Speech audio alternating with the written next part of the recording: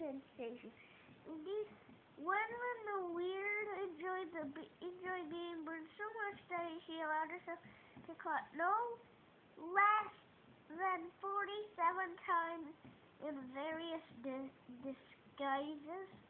And he put his claws between his teeth and reached under his could with Igor and a roll of fatty parchment. Slowly, very carefully, he unscrewed the ink bottle, dropped his quill into it, and began to write. With every now and then to listen, because it ended the dismal reflection of his quill on the way to the bathroom. He always wait up in the cupboard under the stairs for the rest of the summer. Man, he hates that place. Not a fan. Yep.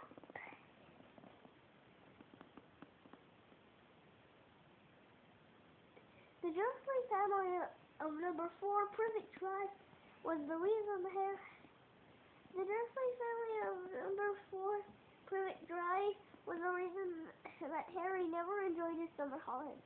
Uncle Vernon, Aunt Petunia, and their son Dudley were Harry's only living relatives. They were muggles and had a very medieval attitude toward magic. Harry's dead parents, who had been a witch and wizard themselves, were never motioned under the Dudley roof. For years, Aunt Petunia and Uncle Vernon had hoped that if they kept Harry as downtrodden as possible, they would be able to squash the magic out of him. To this theory, they had been unsuccessful. The days in terror of anyone finding out to Harry for the last 2 years at Hogwarts School of Witchcraft and Wizardry. The most they could do, however, was lock away Harry's spellbooks, wand, cauldron, and broomstick at the start of the summer break, and forbid him to talk to the neighbors. The separation from his spellbooks had been a real problem for Harry, because his teachers at Hogwarts had given him a lot of holiday work. One of the essays was particularly nasty about one about shrinking potions was Harry's least favorite teacher.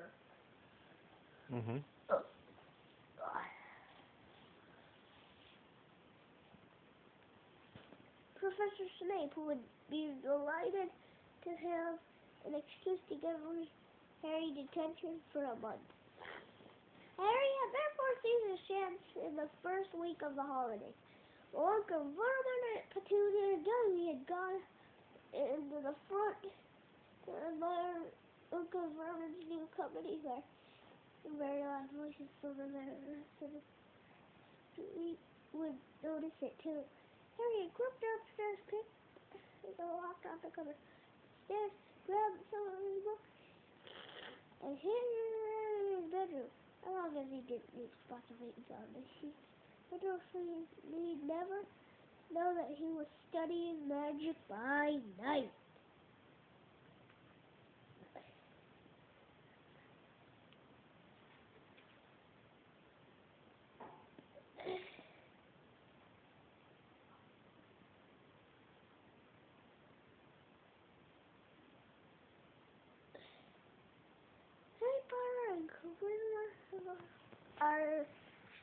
Azkaban.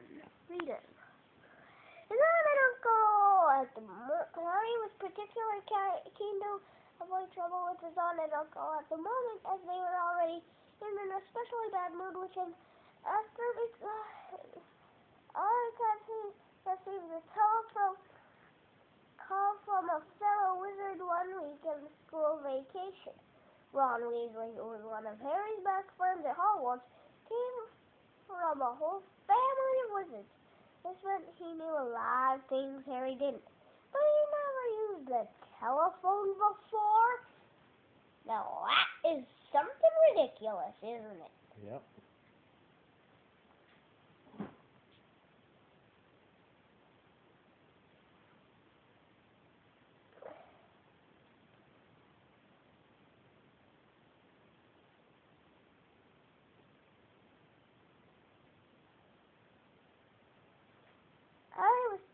I don't know. Most unluckily, it had been Uncle Vermont who had answered the call. Vermont Dursley speaking. Harry happened to be in the room at the time. Frozen heard Ron's voice answer. Hello, hello, can you hear me? I want to talk to Harry Potter. Ron was yelling so loudly that Uncle Vermont jumped out and held the receiver a foot away from his ear, staring at it with an expression of mango.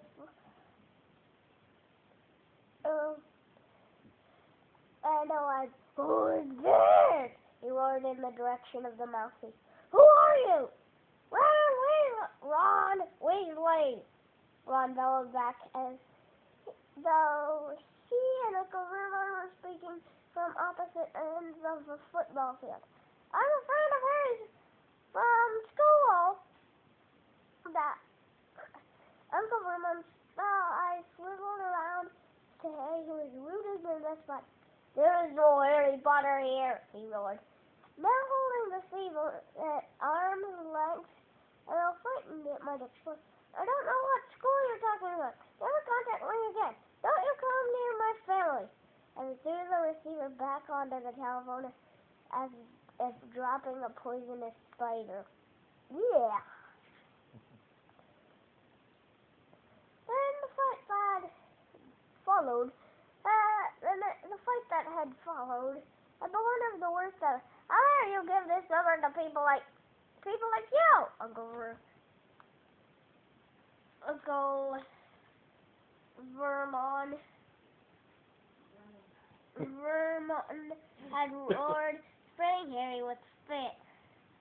Ron obviously realized that he got Harry into trouble because he hadn't told again.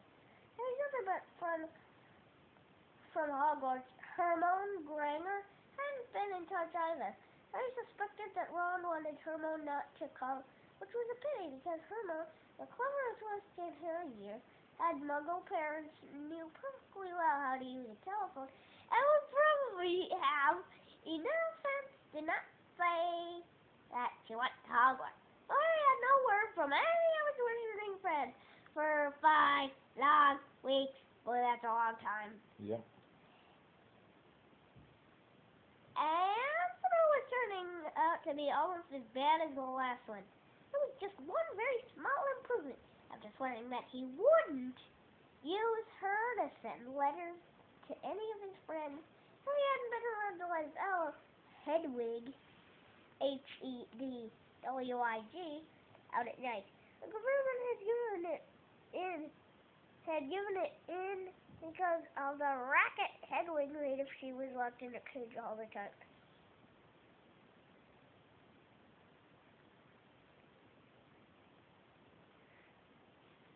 And Harry finished writing about the Wendlin and the weird. I paused to listen again. The silence in our dark house was broken only by the distant grunting snores of his enormous cousin, Dudley. It must be very late, Harry thought. His eyes were itching with tiredness. Perhaps he'd finish this essay tomorrow night. He replaced the top of the ink bottle, pulled an old pillowcase from under his bed, put the flashlight, A History of Manners, his essay, and under a loose floorboard under his bed, his foot up, stretched and stretched the sound on the luminous alarm clock on his bedside table.